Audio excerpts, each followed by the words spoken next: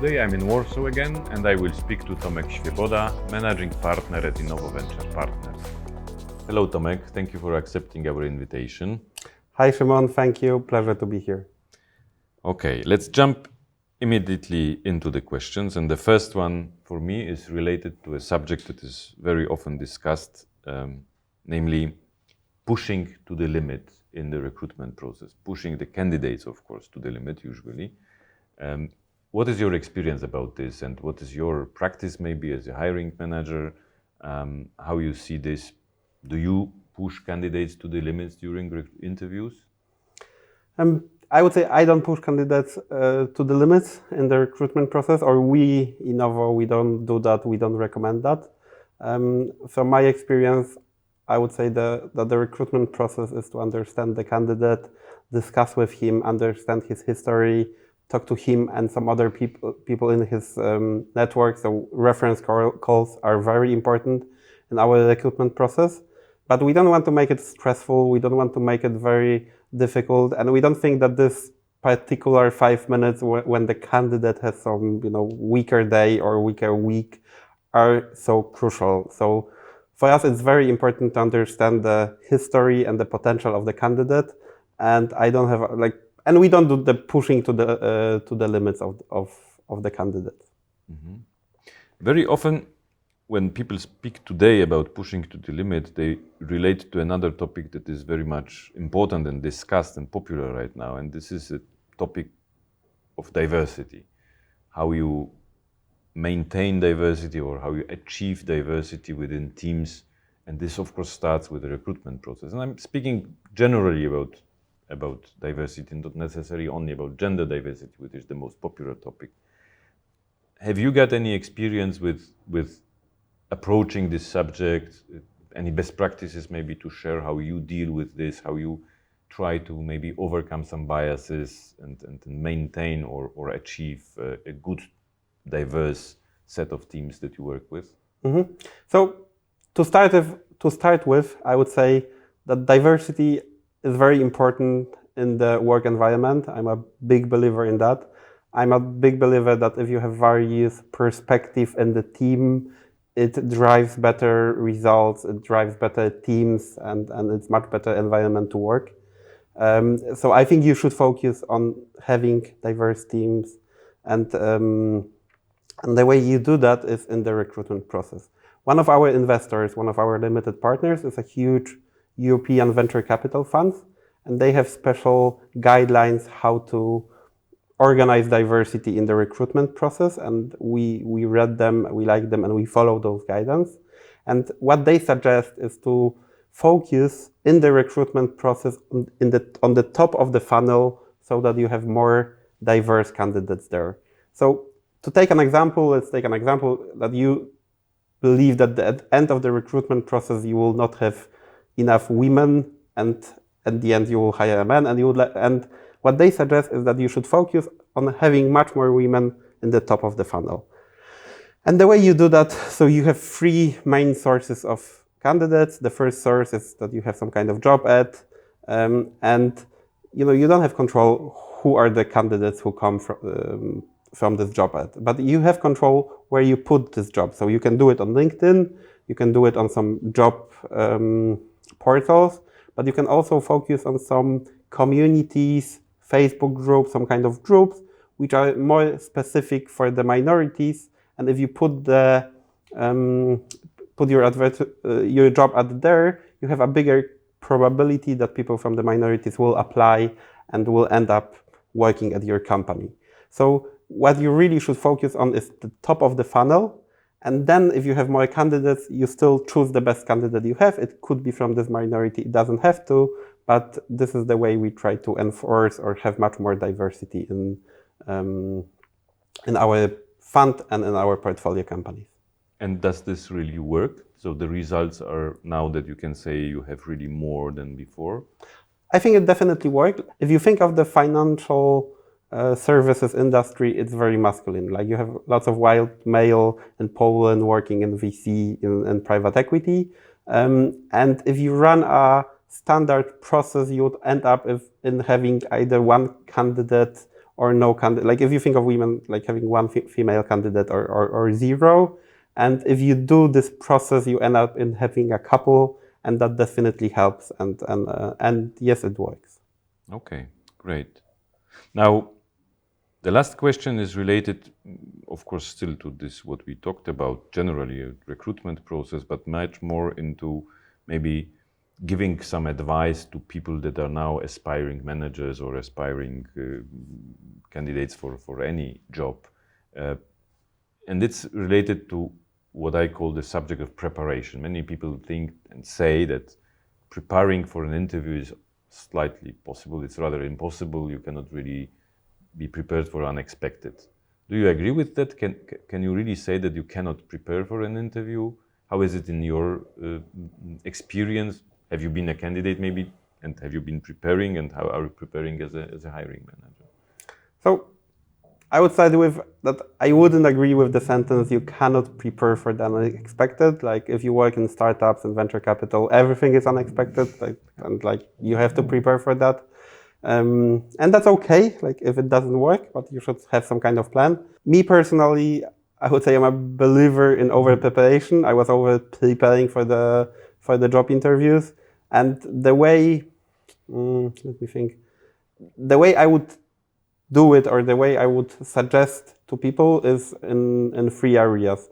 The first is that it's very important to select the job you're applying for correctly, so that it suits your personality, it suits your skills, the things you've done. So when we search for people, we usually search for people who've done the thing which we want them to do. Mm-hmm. So if you recruit sales managers, for example, and you have a team, a company which doesn't have the sales department, we would search for people who are able to sell themselves and have built teams from 1 person to 10 or to 20 person. And it's not the same as a person who was running 100 or 200 people sales department. So it is important for us that this person is or has the experience we want this person to do. Second part is preparation for this particular company. So you can talk to some employees, you can talk to some previous employees, you can talk to people who've cooperated with the company to understand the culture. I think the cultural fit is very, very important, and to understand what's the job or what's to be done. And the third thing, I think it's very important during the interview, is to ask questions and understand the business need which is behind the hiring process. So obviously, if the company is hiring somebody, it means they have some lack of some skills, lack of some knowledge, or they need something to be done and they don't have the resources to do it. So if you apply for some kind of position, C-level, junior level, whatever, your job is actually to understand the real need behind the company and analyze whether you are the person who will be able to do it. And I think it's both parties' role, because if the company doesn't do that, then they will have a problem. But as a candidate, if you don't do that correctly, you will also have a problem in a couple of months. And the more you understand and are able to understand the, let's call it, business needs of the client, which is business needs of the company, and the more you know whether you are able to fulfill them or not, the bigger probability that the recruitment process will work for both parties. Mm-hmm. Now, maybe an additional question to maybe enlarge the context a little bit, also much more related to your personal recruitments when you really do a recruitment, and maybe as an advice for a candidate that dream to work with Tomek. Is there any secret you personally, despite of what you said, just you personally believe in? So let's imagine you have 2 or 3 candidates and they're identical, they're ticking all the boxes that you needed. Which one would you then choose? Is there any specific ingredient that you have? Yeah, so to give you an example, I recently spoke to a friend and she was recruiting a person, and at the end she had 2 candidates. One candidate was a person who was, let's say, ticking all the boxes, but she didn't feel the chemistry and she didn't feel that this person will, let's say, do the job. And the other person she had was a person which was not fulfilling all the boxes, so not ticking all the boxes, but she felt much more comfortable and she felt this will be a proper person for the role. And she, I would say, obviously went for the second person. And that's how I perceive the recruitment process. So you have a process, you have lots of steps to be done.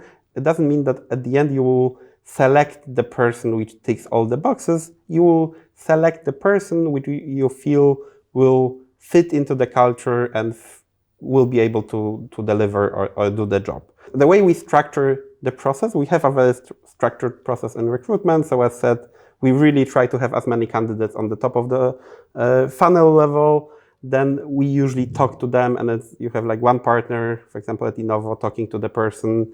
We have some kind of homeworks or some kind of, we ask the candidates to do some tasks to understand whether they can do the job. In the process, if this person goes further, he or she usually talks to all partners or a more a wider team of our company. The two things which work for me in the recruitment process very well. One is that we always ask the person we are talking to, and if we are very serious, we ask the person to come for one day and work with us one day, full day, where we try to prepare some tasks. And we see how this person works with those tasks. But the idea is not that they feel stressed, but to see how they work, which of the tasks they will do, because they are usually too many tasks. But we tell it to them, so it's that they also have to prioritize. And the other thing is reference calls. So we talk to people from the network with whom they worked, how this person performs in various situations. You ask about me specifically. I would say there are a couple of things. So me, but also us at Innovo, we search for people who have 3 points, and this is like a very important thing for us and for myself, is passion. And it's both passion for the job you will perform. So we really love people at Innovo who love investing, love building companies, and it's very important for us. And whatever the job is, for example, we have some healthcare companies, and they really search for people who are passionate about patients' health, about patients, so that they are, healthy, etc. And in every company, I think this kind of passion, especially in today's world, is becoming more and more important. On the other hand, one thing is passion for the job, but on the other, me personally, I really like people who are passionate about something, whatever it is. But if they have one passion which is very strong for them, it's very important for me. So to give you another example, a couple of years ago, I was interviewing a person. This interview didn't go very well, and we were basically to end it. At the end, I asked this question as a kind of, okay, do you have a passion or something where you are really good at and you love doing? And he started telling me about card games. So he was playing a lot of card games with people a bit competitively. He was playing it also online. He had amazing knowledge about, different tournaments, how to win them, what are the rules, how he works, he had it really well organized, and he really impressed me with this. And he went further in the process. At the end, we decided to hire him. We did the reference cases as well, but this really was, I would say, a game changer in this process. And this passion was very important, and it is very important for me and for us. Second point is intelligence. It's important for us that the people with whom we work, we consider intelligent. You have, it includes that you can speak to them and you see they are, let's say, on the similar level or more intelligent than you. That's also great. That's not intelligence, but we do SHL tests, which are numerical tests, and everybody at Innovo does them, even lawyer, not the, let's say, mathematical positions also. And the third is ambition. So I think it's very important in the process and in the company to have ambitious people, and we search for people who really, especially in startups, are ambitious to deliver something huge and to be part of something large. That are the first 3 points, and let's say the second groups are, one is we look for the culture fit to Innovo, so we have Innovo values and we check whether people are in line with those values. And the third is whether they have relevant experience, obviously, and whether they things they've done match the things we would like them to be doing or to do at at Innovo. This is how we look at it. I would say from those three things, the most important for me personally is passion. And it's not only about employees, but if you think we invest in startups, yeah, so we really try to find very, very passionate people about something and help them conquer the niche or the large market they are doing. And most of our both employees and founders are really passionate about the things that they are doing. Okay, great. Thank you very much. It was very interesting. Thanks. Thanks, pleasure. Thank you.